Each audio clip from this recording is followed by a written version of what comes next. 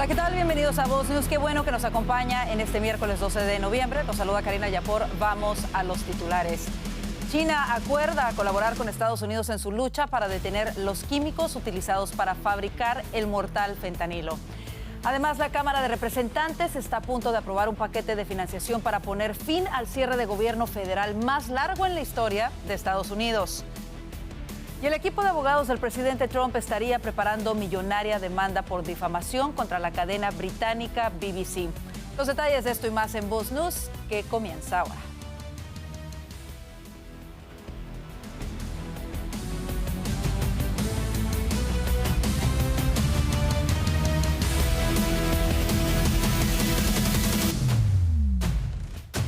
Iniciamos nuestro noticiero desde la Casa Blanca, en donde hoy hicieron importantes anuncios en materia antidrogas. El director del FBI informó que China ha acordado eliminar los precursores, los productos químicos utilizados para fabricar el fentanilo. Mientras tanto, los ojos del mundo siguen atentos al despliegue del portaaviones Gerald Ford en el Caribe. Juan Esteban Silva tiene los detalles.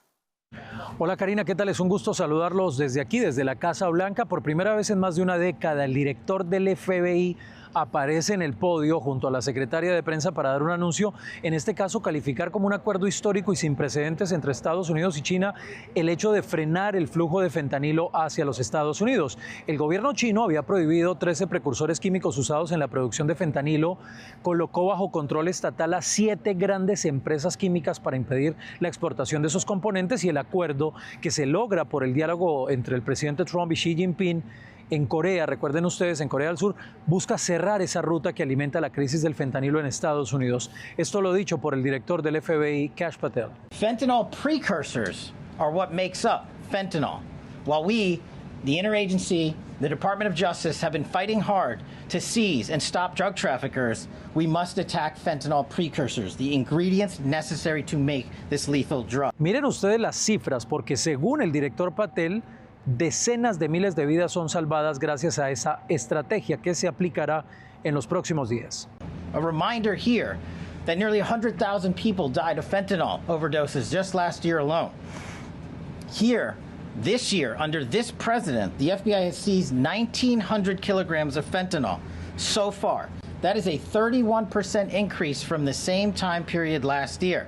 To put it in perspective, that's enough fentanyl to kill 127 million Americans. Ahora bien, la estrategia, recuerden ustedes, y se lo hemos contado aquí en Voz News, sigue también con esos golpes en el Caribe y en el Pacífico.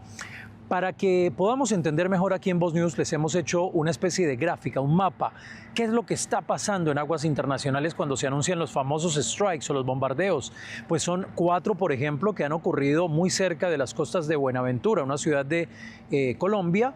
4 también muy cerca a La Guaira, por ejemplo, en Venezuela. En total son más de 10 ataques en el Caribe y 9 en el Pacífico. Desde septiembre se han confirmado 19 ataques en total a embarcaciones sospechosas de tráfico de drogas, y el saldo ya es de 76 muertos, 2 sobrevivientes capturados, 1 desaparecido tras operaciones, en este caso en aguas mexicanas. El secretario de Guerra Pete Hegseth ha dicho que los llamados narcoterroristas pues no serán perdonados, ya no se va a arrestar e incautar, sino que se le va a aplicar la medida más fuerte, que es el bombardeo directo. A propósito, el presidente de Colombia, Gustavo Petro, como lo hizo el Reino Unido, ha dicho que se planea suspender posiblemente esa cooperación en materia de inteligencia con Estados Unidos. Imagínense ustedes. Bueno, esta es la respuesta que da la Casa Blanca a este tema, no solo sobre Colombia, sino también sobre el Reino Unido. I'm familiar with the reporting, but we don't comment on intelligence matters, classified intelligence matters, as you know. As for the Trump administration's position on our narco-terrorist campaign in the Caribbean, it is going to continue, and the president has made it very clear he's not going to allow terrorists to bring illegal drugs that kill American citizens. Es decir, televidentes de Voz News, los bombardeos van a continuar. Y para la Casa Blanca es claro que la lucha contra el narcotráfico no se gana con simples arrestos e incautaciones, sino con los bombardeos que hemos visto y este despliegue, incluso recuerden ustedes, del USS Gerald Ford, el portaaviones más poderoso que tiene los Estados Unidos, que ya está en el área del Comando Sur en América Latina. Es la información desde la Casa Blanca. Para Voz News, Juan Esteban Silva. Gracias, Juan Esteban, por este reporte. Por su parte, el dictador Nicolás Maduro ordenó crear comandos de defensa integral agrupando a ciudadanos, militares y funcionarios públicos para estar preparados en caso de una lucha armada en Venezuela. Escuchemos parte de lo que dijo. Si nos tocara como república, como pueblo, ir a la lucha armada para defender esta sagrada herencia de los libertadores y libertadoras, estar listos para ganar, para triunfar. Por el camino... Maduro aseguró que desde la avanzada estadounidense en el Caribe contra el narcotráfico, el régimen venezolano se ha preparado para defenderse ante un eventual ataque. De regreso a nuestro entorno, el presidente Trump afirmó que se ha visto obligado a amenazar con acciones legales a la BBC tras una edición engañosa en uno de sus discursos en un documental del programa Panorama. Según una carta obtenida por AFP, sus abogados advirtieron a la cadena británica sobre una posible demanda por $1.000 millones. La BBC se disculpó públicamente reconociendo que la edición daba la impresión de que Trump incitaba a la violencia antes del asalto al Capitolio en 2021. En entrevista con la cadena Fox, el mandatario dijo: supongo que tengo que hacerlo, ¿por qué no? Aunque no confirmó si iniciará formalmente el proceso. A raíz del escándalo, el director de la BBC y su jefe de informativos renunciaron el pasado domingo. Y ante esta posible demanda por parte del presidente Trump, el primer ministro británico Keir Starmer afirmó que apoya a una BBC fuerte e independiente, pero que la emisora pública debe poner en orden su casa. La BBC se encuentra sumida en su mayor crisis en décadas tras la dimisión de su director general y jefe de informativos a raíz de las críticas a sus estándares y las acusaciones de parcialidad, incluso en relación con el discurso de Trump. Escucha esto, finalmente parece que se acerca el fin del cierre del gobierno federal. Esta mañana el Comité de Reglas de la Cámara de Representantes aprobó el proyecto de ley que ahora pasa al Pleno. Vanessa Vallejo nos explica qué falta para que se reabra el gobierno. Vanessa. El proyecto de ley de financiación que pondría fin al cierre del gobierno más largo de la historia de este país pasa esta noche al Pleno de la Cámara de Representantes para su votación. Y es probable que finalmente sea aprobado y termine este cierre que ha afectado a millones de americanos. La legislación final, que extiende la financiación para la mayoría de las agencias hasta el 30 de enero e incluye 3 proyectos de ley de financiación anual para algunas partes del gobierno, fue aprobada esta mañana en el Comité de Reglas de la Cámara de Representantes y ahora se dirige al Pleno, donde se espera que la votación sea partidista y que los republicanos logren los votos necesarios. El speaker de la Cámara de Representantes, el republicano Mike Johnson, se mostró muy optimista, pero aprovechó el espacio esta mañana con los medios de comunicación para volver a decir que la responsabilidad de todo este sufrimiento que ha causado el cierre del gobierno es de los demócratas. Veamos. I just want to apologize to any Americans who are out there who still have flight cancellations or delays today. I want to apologize to the many American families who were made to go hungry over the last several weeks, our troops and other federal employees who are wondering where their next paycheck would come from. All of that's on the Democrats. Just never forget, they voted 15 times between the House and the Senate to close your government. Además de las votaciones, otro asunto que se desarrolla en medio de este cierre del gobierno es la pelea interna entre los demócratas. Más de una decena de congresistas demócratas ya han dicho abiertamente que el líder del Senado, el senador Chuck Schumer, debería hacerse a un lado. Esta mañana le preguntaron a la congresista Alexandria Ocasio-Cortez, la representante del ala más radical del Partido Demócrata, que si ella espera que Schumer se retire, y esto fue lo que contestó. A leader is a reflection of the party. And Senate Democrats have selected their leadership to represent them. And so the question needs to be bigger than just one person. We have several Senate primaries this cycle. I know I'm being asked about New York. That is years from now. I have to remind my own constituents because they think that this election is this year. We actually do have Senate elections this year. And my hope is that people across this country actually participate in their primary elections in selecting their leadership. Pues aunque los republicanos están optimistas, durante esta tarde y noche tendrán que superar varias votaciones en la Cámara. Por un lado, algunos congresistas republicanos de línea dura están presionando para eliminar una disposición del paquete de financiación que permitiría a los senadores demandar al gobierno si sus registros electrónicos se obtienen sin su consentimiento. Algunos republicanos de la Cámara no están contentos con esta disposición. Y del lado demócrata, algunos reportes señalan que buscarían forzar una votación sobre la extensión por 3 años de los créditos fiscales del Affordable Care Act. Al parecer, los demócratas esperan presionar a los republicanos de distritos indecisos para que les brinden su apoyo. Pues ya veremos cómo se desarrollan todas estas discusiones y votaciones en el Pleno de la Cámara de Representantes y también cómo se desarrolla la pelea interna dentro del Partido Demócrata.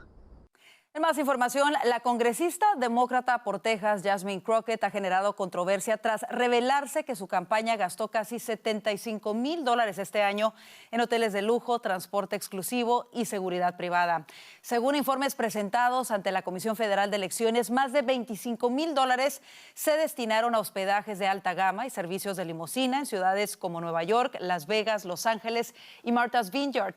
Entre los hoteles figuran el Ritz-Carlton, The Luxury Collection y el West Hollywood Edition. Además, se reportaron casi $50,000 en gastos de seguridad, a pesar de que Crockett ha sido una voz crítica del financiamiento policial. Por cierto, la congresista del área de Dallas, Texas, ha dicho que está considerando postularse al Senado, ya que, según sus propias palabras, ella trabaja para el pueblo. En otras cosas, el Departamento de Justicia ha iniciado una investigación sobre los disturbios ocurridos el lunes en la Universidad de California en Berkeley durante un evento de Turning Point USA. Según la fiscal adjunta Harmet Dillon, los ataques violentos contra los asistentes que ejercían sus derechos constitucionales son inaceptables. El evento, con la participación de Rob Schneider y Frank Turberg, fue rodeado por agitadores de izquierda, generando momentos de tensión y enfrentamientos con la policía. La División de Derechos Civiles evalúa si estos hechos constituyen violaciones a la primera y la 14ª enmienda y podrían sumarse a investigaciones previas sobre el sistema universitario. Y la Casa Blanca respondió a las nuevas acusaciones contra el presidente Trump, defendiendo su gestión frente a lo que califican como intentos de difamación por parte de los demócratas. Un comité demócrata publicó correos electrónicos del delincuente sexual Jeffrey Epstein. En un intercambio con un periodista, Epstein dijo que Trump lo había obligado a renunciar a su club e insinuó que fue porque sabía de las menores. En el intercambio se ve cómo Epstein le pide su opinión al periodista sobre cómo manejar la situación a su favor, quizá para presionar a Trump, quien en ese entonces era candidato presidencial. La Casa Blanca respondió que estos correos fueron publicados de forma selectiva por el Comité de Supervisión de la Cámara en un intento de vincular al mandatario con escándalos sin fundamento. En los mensajes, Epstein menciona a Trump, pero no presenta pruebas de conducta indebida. La Casa Blanca denunció esta maniobra como un ataque político más diseñado para desviar la atención de los verdaderos problemas del país. Por cierto, este tema lo analizaremos en el panel. Y el presidente Donald Trump solicitó a la Corte Suprema que anule el veredicto de un jurado que lo declaró culpable de abusar sexualmente de la escritora E. Jean Carroll a mediados de la década de los 90, según el equipo legal personal del presidente, de acuerdo a una reseña del medio The Hill. Carroll llevó a Trump a juicio 2 veces y ha ganado un total de $88.3 millones en daños y perjuicios. Y la petición marca por primera vez que el litigio de larga duración llega a los jueces, según indica el medio. En 2023, el primer jurado declaró a Trump responsable de abusar sexualmente de Carroll en un probador de una tienda departamental de Manhattan a mediados de la década de 1990 y de difamarla al negar su historia cuando ella la denunció durante la primera presidencia de Trump. En aquella oportunidad, el jurado le ordenó a Trump pagar $5 millones. Nos vamos a la pausa comercial. El Grupo IDEA inicia su Congreso de Diálogo Presidencial en Miami con la mira puesta en el final de las dictaduras en la región. El reporte de esto y más al regresar aquí a Voz News. Si vives con diabetes tipo 2, lo último que necesitas es otra factura costosa. Con Voz Salud tienes atención médica ilimitada, laboratorios con descuento y medicamentos gratis, incluyendo insulina, para que puedas cuidar tu salud sin afectar tu bolsillo. Todo desde solo $1 al día. Visita salud.voz.us y toma el control de tu salud.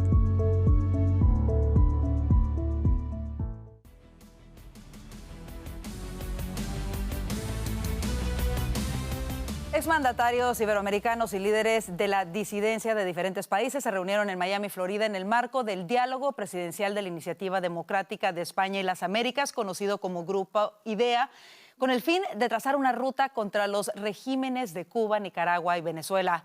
Laura Artal estuvo ahí y nos tiene los detalles. Laura. Karina, Miami fue escenario de las voces más influyentes del hemisferio porque aquí se reunieron justamente expresidentes de todo el mundo para debatir el futuro político de América Latina. Y justamente el Miami-Dade College, en colaboración con el grupo IDEA, celebró la 10ª edición del diálogo presidencial centrado en el desafío de poner fin a las dictaduras que aún persisten en la región. Está claro de que estamos llegando a semanas decisivas para Venezuela y para el rumbo de la democracia en América Latina. Estados Unidos tiene una política de combatir el narcotráfico, el terrorismo, claro, y espero que entiendan que estamos en semanas decisivas. Créame de que si ahora en estas semanas, por la convergencia del Nobel el 10 de diciembre, el reconocimiento del mundo, un pueblo movilizado y esta actitud del gobierno americano, todos deberíamos tomar una posición clara. Por el momento lo que sabemos es el despliegue militar en relación con Venezuela. Se supone que ese despliegue militar tiene un objetivo, que es el cambio de régimen en Venezuela. Venezuela es un narcoestado criminal, sus lazos con la criminalidad son enormes y por lo tanto es un riesgo para todos, y es un riesgo para la seguridad de todos. A partir de las razones que ellos han dado, pues se entiende, digamos, la preocupación en términos de seguridad nacional de lo que está aconteciendo. Esperaríamos pues que ojalá de, digamos, las herramientas estrictamente militares podamos también avanzar hacia estrategias muchísimo más integrales. Ese ejército que ha puesto los Estados Unidos frente a Venezuela es muy grande para combatir el narcotráfico y es pequeño para invadir a Venezuela. Ahí lo que está es otra operación de otro tipo de acciones que pasa por la fractura en la estructura de poder del régimen venezolano, operaciones puntuales, y yo creo que estamos empezando a ver, o sea, estamos viendo una primera parte, porque ellos mismos lo han dicho, el plan A era en el mar y el plan B es en tierra. Con un llamado firme a la libertad y la justicia, los expresidentes recordaron que su causa es también la de millones de latinoamericanos. Son, como ellos dijeron, la voz de los que no tienen voz en países donde las dictaduras como las de Venezuela, Nicaragua y Cuba aún sofocan la esperanza. Yo soy Laura Artal desde Miami para Voz News. En más información, los principales favoritos de la elección presidencial del 16 de noviembre en Chile, la izquierdista Janet Jara y el derechista José Antonio Kast, cerraron campañas en la capital con ataques cruzados y poniendo énfasis en el combate a la delincuencia. El temor de los chilenos ante el aumento de la criminalidad se ha apoderado de la campaña electoral. Ambos han enfocado su campaña en el combate a la delincuencia y la inmigración irregular. En Chile viven unos 337,000 extranjeros indocumentados, la mayoría venezolanos, según cifras oficiales. Jara, de 51 años y militante del Partido Comunista, lidera los sondeos, pero sin los votos suficientes para abrochar un triunfo en primera vuelta, mientras que Kast, un abogado conservador de 59 años, figura segundo, pero vencería en el probable balotaje del 14 de diciembre.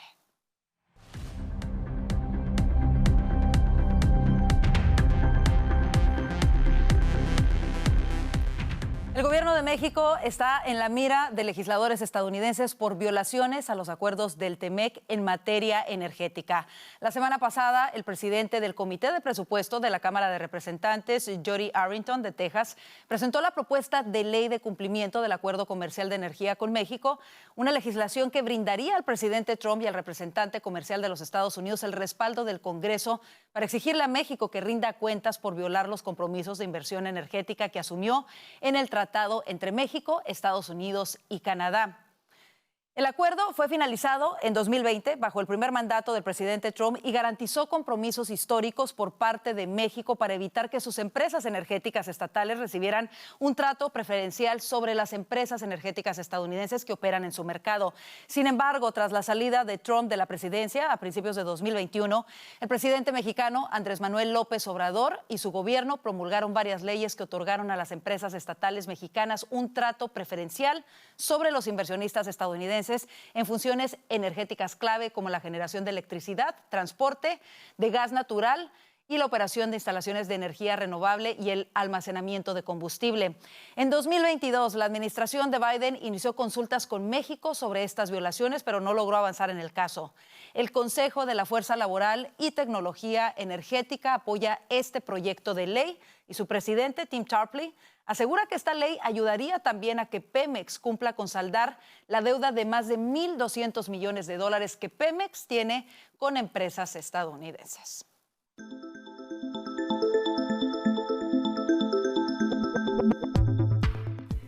Llega a ChatGPT Atlas, el nuevo agente de inteligencia artificial que, según dicen, puede tomar el control de su computadora frente a sus ojos y hacer el trabajo por usted de manera automática.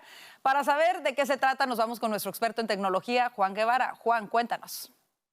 Mi querida Karina, te saludo desde la Ciudad de México. Y bueno, una de las noticias importantes que sucedieron hace unos días es que OpenAI, los creadores de ChatGPT, lanzaron un nuevo navegador basado en inteligencia artificial que se llama ChatGPT Atlas.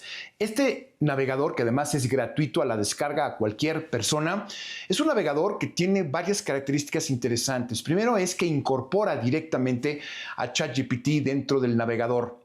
Pero lo que lo hace completo y totalmente distinto es que tiene la capacidad de tener una cosa que se llama modo agente. ¿Y a qué me refiero?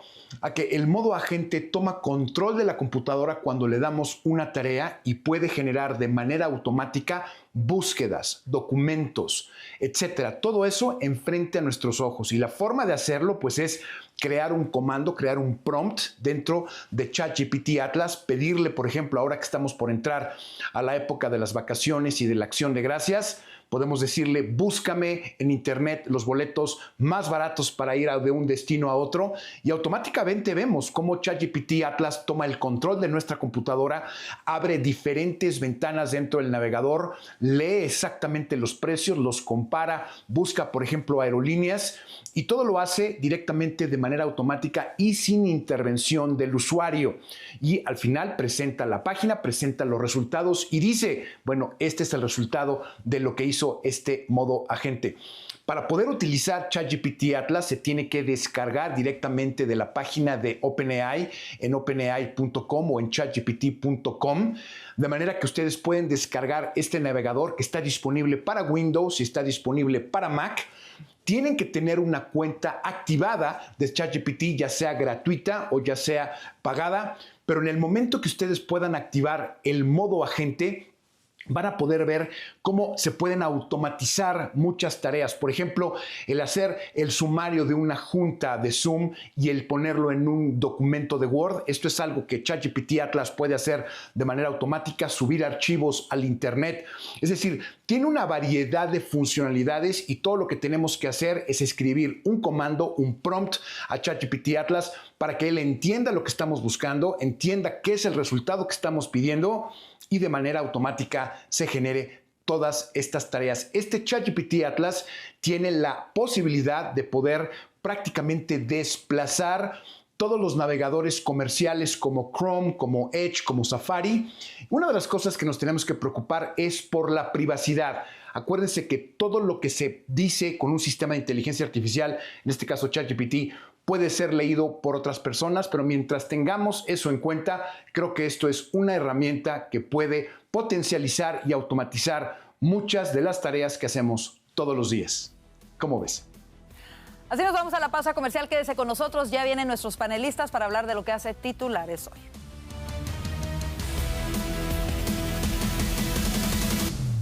Si estás pasando por ansiedad o depresión, no tienes que enfrentarlo sola. Con Voz Salud tienes acceso ilimitado a terapia y consultas médicas virtuales o en persona y a más de 400 medicamentos, incluyendo los que tratan la salud mental, totalmente gratis. El apoyo comienza desde solo $1 al día. Visita salud.voz.us y empieza a sentirte mejor mucho más pronto.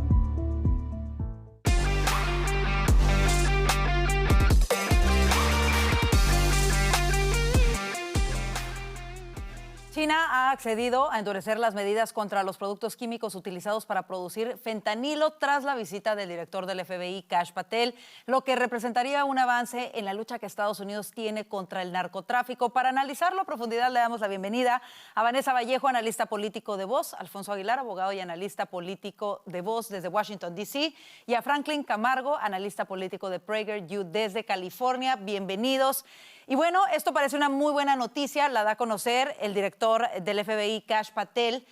¿Qué implicaciones geopolíticas tiene el compromiso de China de endurecer el control sobre los precursores químicos del fentanilo, especialmente tras la visita de Patel? ¿Y cómo se puede asegurar a Estados Unidos de que lo cumplan? Comienzo contigo, Alfonso. Mira, quién sabe, los chinos han hecho promesas en el pasado. No sé, yo no estoy muy optimista sobre esto. O sea, ellos envían todo el material y fabrican estas drogas en México, ¿no? Entonces, claro, ellos son gran parte de los responsables de lo que está ocurriendo.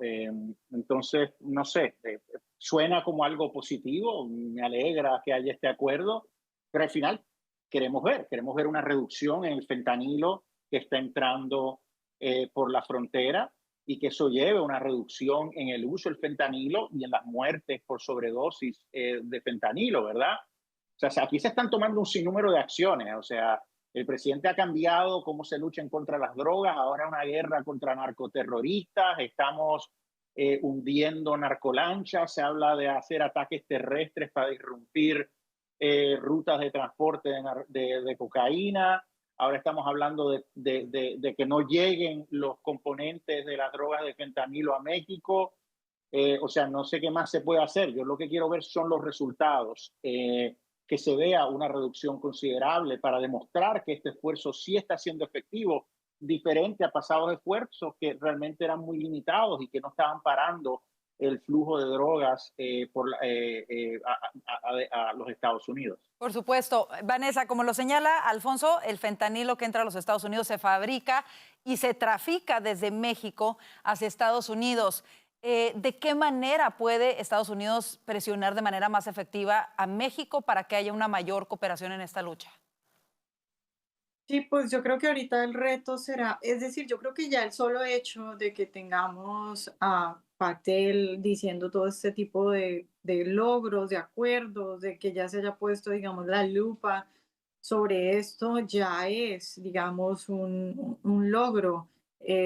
Cuando venimos particularmente de una administración a la que parecía que no le importaba nada de esto, el problema con el fentanilo es que mientras que las otras drogas, digamos que normales o a las que la gente está más familiarizada con ellas, pues necesitan digamos, una sobredosis importante para causar, por ejemplo, una muerte. Con fentanilo es muy fácil que la gente simplemente termine muriendo por una sobredosis porque se necesita muy poco, tanto para volverlos adictos como para matar a alguien.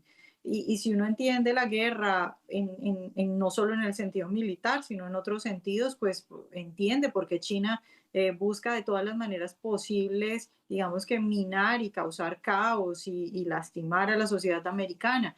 La pregunta obviamente es esa y supongo que eso es en lo que está trabajando la administración después de estos acuerdos, cómo se puede garantizar que eso efectivamente suceda. Evidentemente hemos visto un presidente Trump que utiliza la economía, los aranceles y ya ahora incluso la fuerza para presionar a los países y amedrentar a los narcotraficantes. Entonces supongo que en medio de esa estrategia también tiene que estar México porque pues evidentemente México es ahí ese país donde ¿cómo se dice eso? Se prepara, Claro. Se prepara el fentanilo y luego se exporta a Estados Unidos. Además, nuestro vecino, ¿no? Vecino aquí directo. Ahora, la lucha que Estados Unidos tiene contra el narcotráfico, el narcoterrorismo, tiene muchos frentes, como lo vemos y estamos hablando en el caso de China. Tenemos los ojos puestos en la llegada del portaaviones Gerald Ford, que ya se encuentra bajo órdenes del Comando Sur. En ese sentido, llama la atención que ahora el narcodictador Nicolás Maduro ordenó crear comandos de defensa para una lucha armada ante este despliegue. Esto incluiría a civiles civiles, literalmente armar a los civiles para que se defiendan en caso de alguna acción por parte de Estados Unidos. ¿Qué es lo que busca con esto Nicolás Maduro? Una situación de anarquía y resistencia guerrillera que quizá haga dudar a Trump de un ataque terrestre. Franklin, ¿cómo lo ves? Sí, Maduro busca elevar el costo de su salida. A ver, ni siquiera es un debate que si Donald Trump mañana decidiera atacar quirúrgicamente a Maduro o incluso, algo que no va a suceder, pero lo planteo como ejemplo, una invasión como sucedió a finales de los 80 en Panamá, al estilo Noruega, con en ese momento 27,000 soldados. En Venezuela se requeriría al menos 10 veces eso por el territorio venezolano. Si Donald Trump decidiera hacerlo, Maduro no tendría ninguna capacidad militar real de soportar dicho ataque. No, tampoco ni siquiera la capacidad de soportar ataques quirúrgicos. Entonces, de este modo, lo que busca hacer Maduro es elevar el costo de su salida. En términos muy simples, ¿me vas a sacar? ¿Buscas sacarme bajo la fuerza? Bueno, yo voy a hacer todo lo posible hasta que esté aquí para que dicha salida sea lo más caótica, lo más problemática y con lo que tengas que lidiar después sea también, sí, complicado, caótico. Y eso es justamente lo que está haciendo Nicolás Maduro con esta clase de declaraciones, con lo que han reportado algunos medios e incluso también con los milicianos. Venezuela ha sido un país donde sí, primero nunca tuvo una cultura de armas de ciudadanos o individuos privados como sí lo tiene y lo ha tenido Estados Unidos, pero además esas pequeñas posibilidades o vías que existían para tener armas de una manera o forma legal fueron canceladas por parte de la dictadura chavista. Pero al mismo tiempo ellos armaron a un sector de la sociedad que apoyaba al chavismo, lo que los venezolanos por mucho tiempo hemos llamado los colectivos, lo que también ahora se denominan como milicianos. Son civiles que no tienen entrenamiento militar, pero que pueden tener tranquilamente un fusil en su casa, mientras que todos los ciudadanos opositores o incluso la inmensa mayoría de los venezolanos no tienen ningún tipo de arma. Lo que busca Nicolás Maduro es enviar un mensaje, es, ok, yo quizá no tengo un ejército, una infraestructura lo suficientemente fuerte, poderosa para combatir o luchar contra los americanos, pero sí puedo hacer que dicha transición política o dichas operaciones sean lo más caóticas o lo más problemáticas para ti posibles. Al final esto es una guerra de discursos y también es una guerra de disuasión. Está abierto el debate y el análisis. Esos milicianos que hoy están armados saldrían verdaderamente a defender la patria, a defender la revolución. ¿Cuántos de ellos sí estarían dispuestos? Claro. ¿Qué tanto impacto tendría? Esas son preguntas que obviamente son más que válidas hacer. Pero por cierto, son milicianos que no tienen ningún tipo de entrenamiento militar, Claro. tienen sobrepeso, son personas capacitadas en lo más mínimo, pero con un fusil en la mano es un problema. ¿O cuántos de ellos en realidad piden a gritos ayuda o han estado pidiendo ayuda, ¿no? Desde las elecciones pasadas que no se respetaron? Vámonos al siguiente tema que hoy hace titulares. Hoy nos encontramos en un momento clave aquí en Estados Unidos. El Comité de Reglas de la Cámara ha aprobado el proyecto de ley que podría ponerle fin a este cierre de gobierno. En este momento justo se está discutiendo en el Pleno de la Cámara, al momento que estamos grabando este panel. Comienzo contigo, Alfonso, va a terminar de una manera u otra en las próximas horas el cierre más largo, pero ¿cuáles son las consecuencias? ¿Cuál es la matemática, los daños, el recuento de daños de este cierre de gobierno? Bueno, es un daño, al final es un daño al pueblo americano, ¿verdad? En términos de empleos perdidos, la economía o el impacto negativo que ha tenido en la economía, el caos que vimos estos últimos días, el fin de semana y los días siguientes en los aeropuertos, gente que ha pasado hambre porque no han podido recibir los beneficios alimentarios. O sea que el gran perdedor al final es el pueblo americano. Políticamente son los demócratas, ¿verdad? Y están frustrados porque después del martes, cuando gana Mamdani y ganan la gobernación en Nueva Jersey, en Virginia, estaban súper contentos, pensaban que tenían el momento político, que podían continuar este cierre por 2 meses más, quién sabe, y conseguir que los republicanos votaran a favor de extender los beneficios, los subsidios de Obamacare.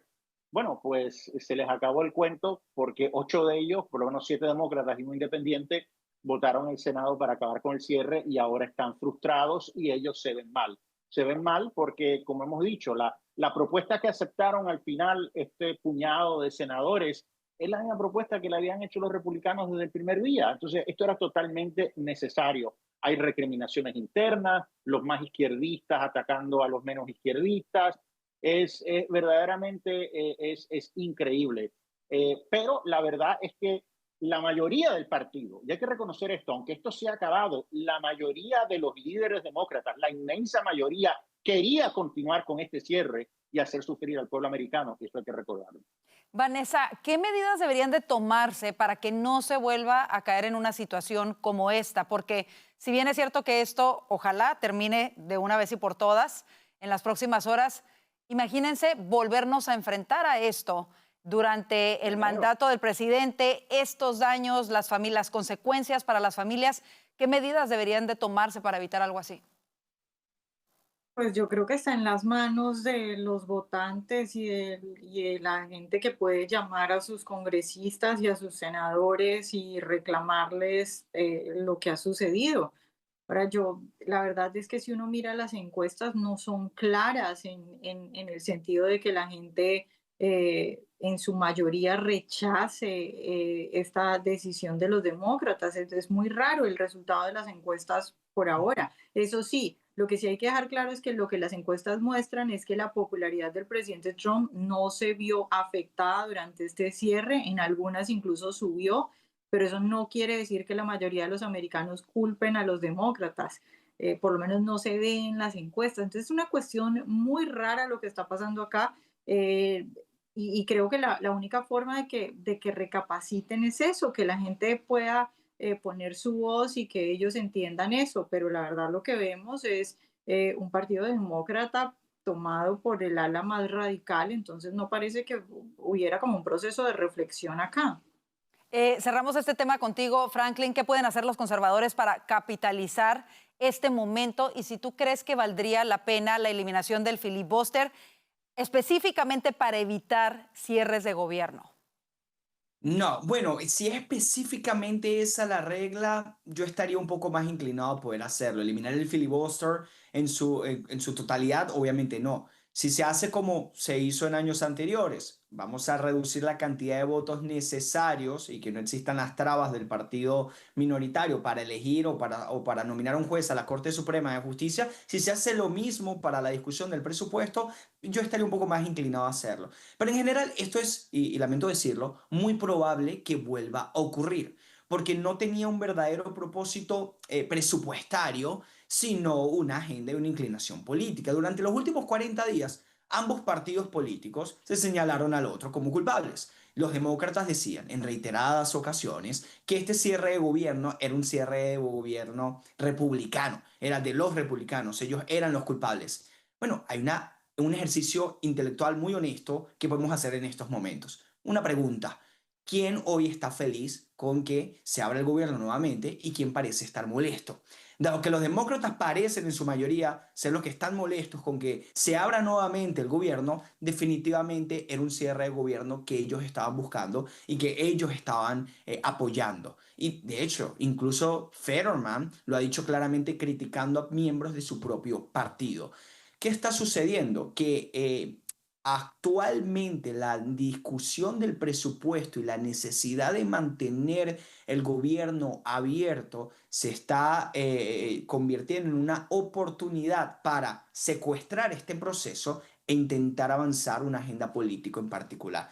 Por supuesto que se tiene que debatir sobre el sistema de salud en Estados Unidos. Por supuesto que se requieren cambios y, por cierto, los republicanos deberían tener un plan más en concreto y esa sería mi crítica hacia ellos. Pero no puede secuestrar el proceso de aprobar el presupuesto y el cierre de gobierno simplemente para obligar al partido, que además tiene la mayoría, a que obedezca tus peticiones. Y por cierto, para culminar, el Partido Demócrata hoy, el liderazgo Schumer, está sacando memos, está sacando comunicados en donde dice que aquellos 8 que apoyaron abrir el gobierno nuevamente en la Cámara Alta, en el Senado, traicionaron a los empleados públicos, traicionaron a quienes están esperando por beneficios públicos que no pudieron recibirlos en estos días. ¿Perdón? De hecho, quienes más se benefician de que nuevamente se vuelva a abrir el gobierno son claramente los empleados públicos, quienes o no estuvieron trabajando o si eran esenciales trabajaban sin ningún tipo de sueldo. Pero esto era claramente una agenda y una estrategia política. Así es, desafortunadamente. Lo escuchamos en propia voz de los legisladores demócratas. Por ejemplo, Rubén Gallego, cuando fue cuestionado en CNN de por qué en tantas ocasiones habían votado por una resolución continua y en esta ocasión no. Él claramente respondió porque el presidente es Trump. Había una agenda ahí que ha lastimado. Honesto. Fue honesto, exactamente. Ahí está, ni siquiera lo escondieron. Con eso nos vamos a la pausa comercial. Quédese con nosotros, aún hay más aquí en el panel de Voz News. Llevar a tu familia al médico no debería costar tanto.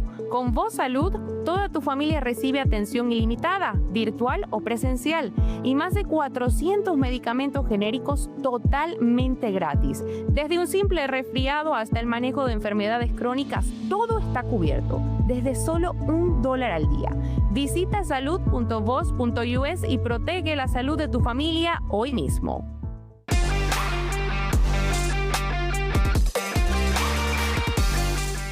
La congresista demócrata por Texas, Jasmine Crockett, ha generado controversia tras revelarse que su campaña gastó casi $75,000 este año en elementos de lujo.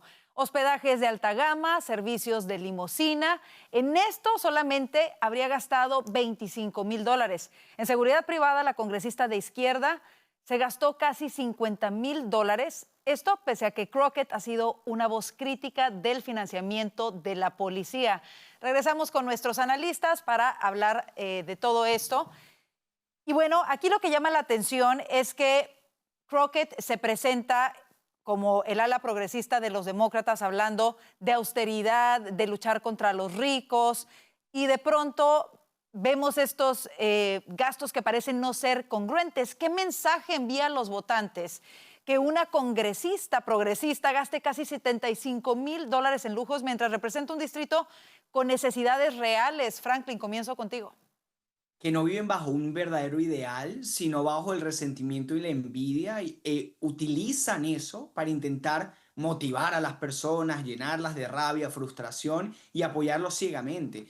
Detrás, y no solamente Jasmine Crockett, detrás de cada político izquierdista, progresista en Estados Unidos que aboga por desfinanciar la policía, está un político que gasta miles de dólares en seguridad privada. Qué sabroso, que es satisfactorio, obviamente, qué cómodo es tratar de financiar la seguridad en los barrios más peligrosos de Estados Unidos, de las ciudades de Estados Unidos, mientras tú tienes seguridad privada. Qué sabroso es hablar de quitarle impuestos a los ricos, de tratar de distribuir la riqueza, y tú realmente gastas miles de dólares en limusinas. Ser rico no es malo. Hacer uso de ciertos lujos, siempre y cuando obviamente sea con dinero que tú hayas ganado y que hayas sudado de tu frente, no tiene nada de malo, es bonito, habla de prosperidad, habla de éxito, habla de dedicación. Pero sí hay que señalar y sí hay que condenar la hipocresía de políticos que nunca han sido productivos en su vida, que no han montado un negocio o una empresa, que viven del sector público o de las donaciones de los lobbies, y luego quieren dictar cátedra de cómo es terrible ser rico y de cómo los trabajadores no llegan a fin de mes. Esta es la hipocresía de la izquierda progresista, que quiere quitar los policías de tu vecindario mientras ellos obviamente tienen seguridad privada. Quieren quitarte también armas a las personas que son honestas, a las personas que siguen la ley, que son correctas, que están entrenadas, que saben cómo usarla en defensa personal, mientras ellos tienen personas armadas de la mejor forma posible para proteger su vida y para proteger su integridad. Bueno, esto es algo que hay que hablar, que bueno que lo estemos hablando, que hay que denunciar y que hay que combatir, porque es hipocresía, sí, pero no solamente quieren hipocresía. Al final, las políticas de Jasmine Crockett, si fuesen implementadas, que han sido implementadas en muchas ciudades, en muchos estados, yo vivo en Los Ángeles, crean caos, crean desorden, deterioran nuestro estilo de vida, mientras que ellos van a estar excelentes y viviendo una vida increíble. Y en ese sentido, lamentablemente no es la única. Recordemos apenas hace unos meses atrás la campaña que hicieron Bernie Sanders y Alexandria Ocasio-Cortez, que seguramente se va a postular al Senado para reemplazar a Chuck Schumer, que tanto le atacan precisamente a los ricos. y ellos viajan en jets privados. Lo hablábamos aquí de los viajes de hasta $15,000 por viaje, y además, al ser cuestionado, Bernie Sanders dijo que no se disculpaba, que eso era parte de su trabajo y que si él tenía que tomar aviones privados para viajar de una ciudad a otra, lo tenía que hacer él, pero entonces los demás no. Vanessa, ¿cómo lo ves?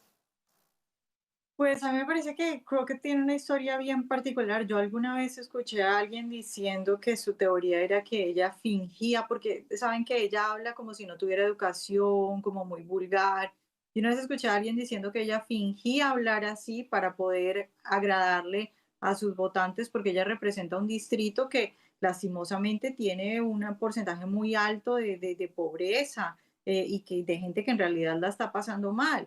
Y cuando yo escuché eso, intenté buscar un poco sobre la historia de ella y efectivamente, pues lo que encontré es que toda su educación fue en instituciones privadas, tiene un título en derecho, ella es abogada, digamos que el dinero que tiene o que se reporta que tiene como de su riqueza o de su patrimonio, pues es, digamos que algo relativamente considerable. Es decir, efectivamente es una mujer que al parecer sí le gusta la vida buena porque ha tenido una vida buena, y lo que me parece curioso de su historia, repito, es que ella hable como si no tuviera educación, y que diga todo ese tipo de cosas que acaba de señalar Franklin, que son como esas ideas de la izquierda, cuando en realidad pues es evidente que a ella lo que le gustan son otro tipo de cosas, que no es nada raro en la izquierda. Todos los grandes líderes de la izquierda siempre han utilizado el dinero para tener grandes lujos, entonces pues digamos que es más de lo normal, pero Claro. sí me parece muy curioso que además ella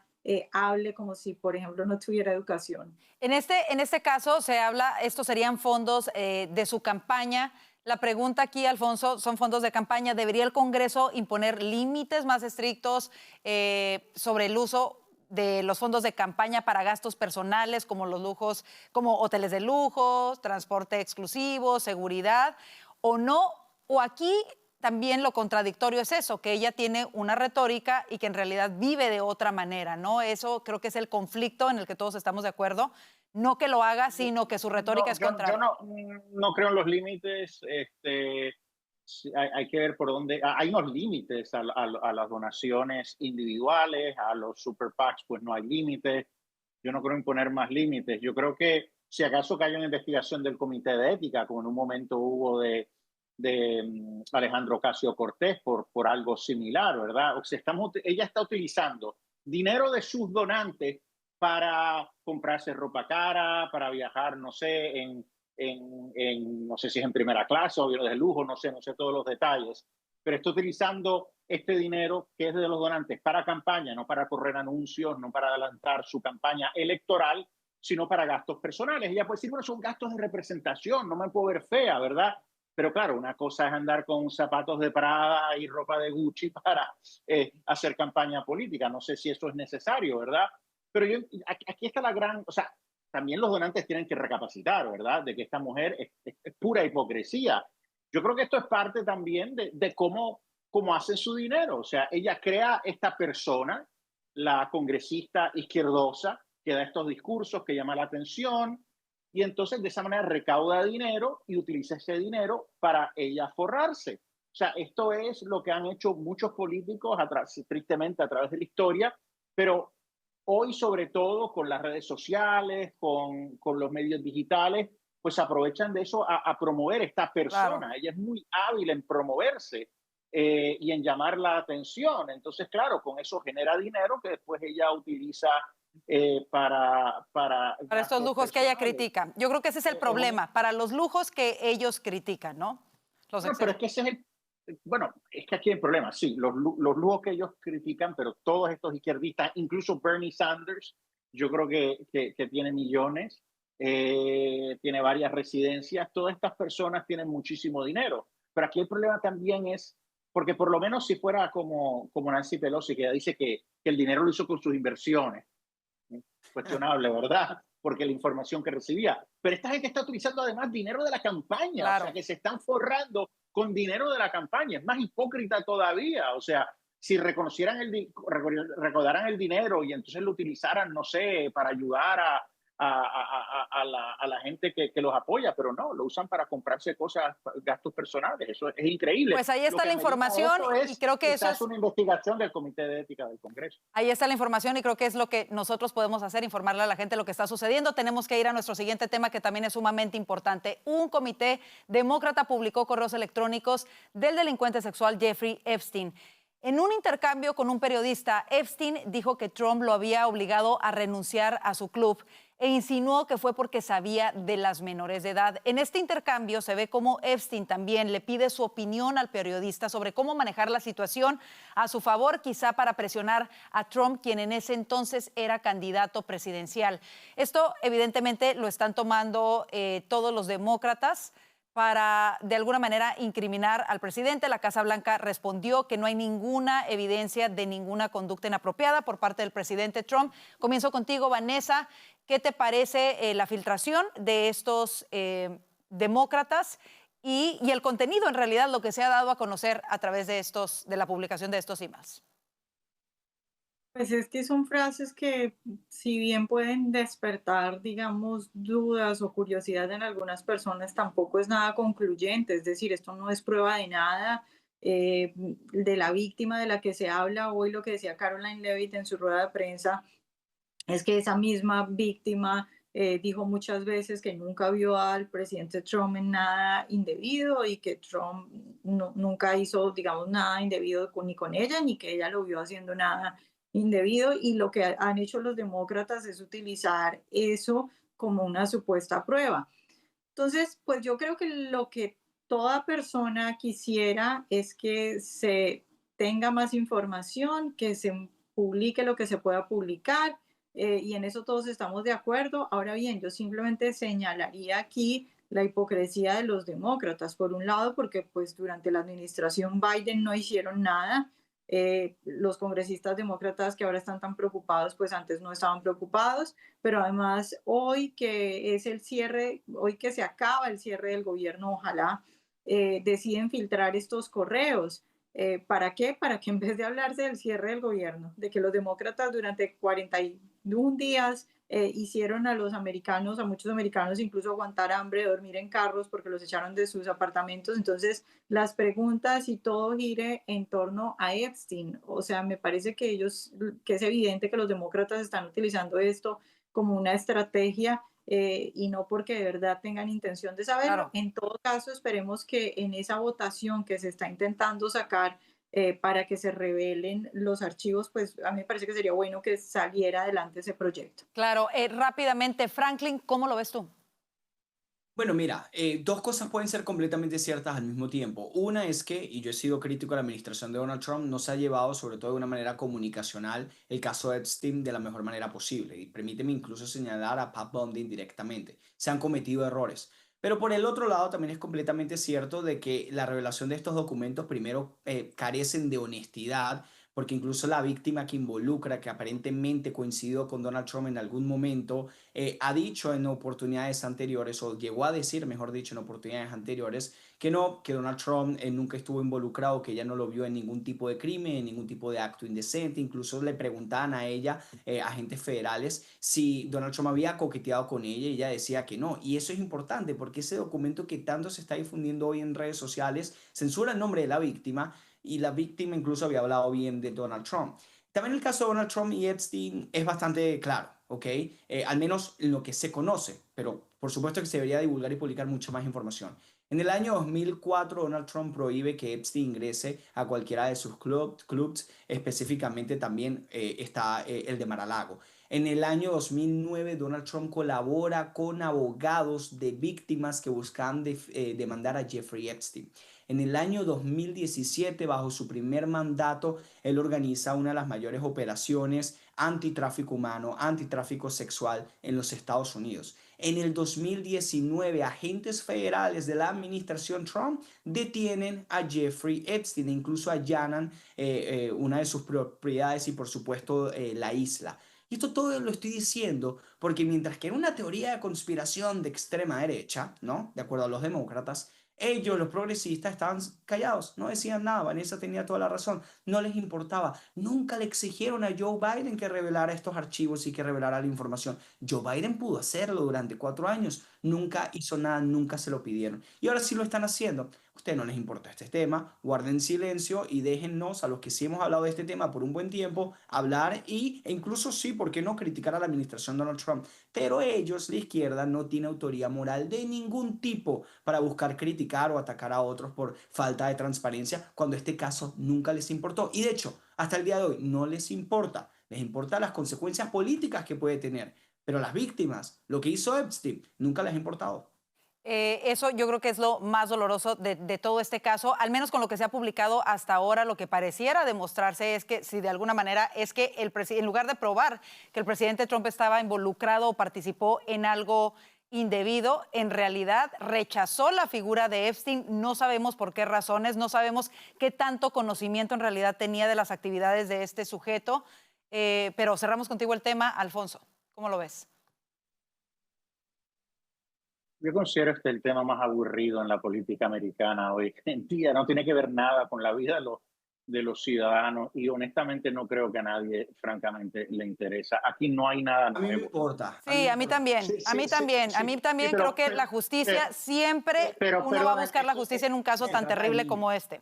Sí, pero eso suena muy bonito, pero usted no se va a enterar de nada nuevo. Y además, los documentos están siendo enviados al Congreso y están siendo revisados por congresistas. Lo que están tratando de hacer es que se hagan públicos. Si hubiera algo ahí, te garantizo que ya los congresistas hubieran dicho algo. Aquí no hay nada. O sea, y este es el tema. Esto no es importante. No me refiero a lo que haya hecho Epstein. Sí, está bien, eso es importante. Pero al hacer público estos documentos, no va a revelar absolutamente nada.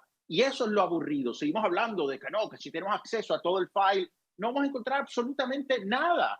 Entonces se está haciendo de una manera responsable. El FBI está pasando los documentos al Congreso para que los revisen. Y entonces esto es el smoking gun. Esta es la evidencia contundente que ellos tienen contra Donald Trump. No, no hay nada. Quizás es lo que dicen, que cuando por primera vez se procesó criminalmente a Epstein, se tenía que haber indagado más. Se tenía que haber conseguido más evidencia y no se hizo.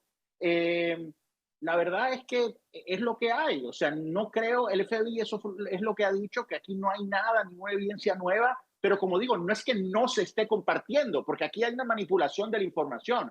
Aquí se está anotando la información de que supuestamente el FBI está escondiendo. Están compartiendo la información, está siendo revisada, pero ¿qué claro, pero esos cuestionamientos pública qué? Estos cuestionamientos surgen, y hay que ser completamente objetivos, porque Pat Bundy sale un día y dice: tengo los archivos en mi escritorio, son la cosa más horrible, no te puedes imaginar las cosas que yo he leído allí. Y después, unas semanas, dice que no hay absolutamente nada. Es decir, una lista, ¿no? Había hablado de una lista y finalmente no había una lista. Al parecer eso es lo que... Es un cuestionamiento válido. Por supuesto. Si hubiera, pero... Tenemos que despedirnos, se nos termina el tiempo. Los congresistas están mintiendo. Si hubiera una lista, los congresistas ya hubieran dicho, hay una lista, y eso hubiera cambiado, pero no está saliendo absolutamente nada. Se está compartiendo la información. Aquí no hay nada. Ojalá se comparta completamente y ojalá todos los involucrados paguen, porque la justicia es importante. No solamente la justicia de Dios en la que todos creemos, pero aquí en la tierra también. De acuerdo, pero aquí no hay evidencia que lleve a esa justicia, desafortunadamente. Claro, nadie está diciendo lo contrario, y mucho menos que se involucre a esta administración o no. Tenemos que despedirnos, se nos terminó el tiempo. Como siempre, gracias a Alfonso Aguilar, Vanessa Vallejo y Franklin Camargo por estar en el panel del día de hoy.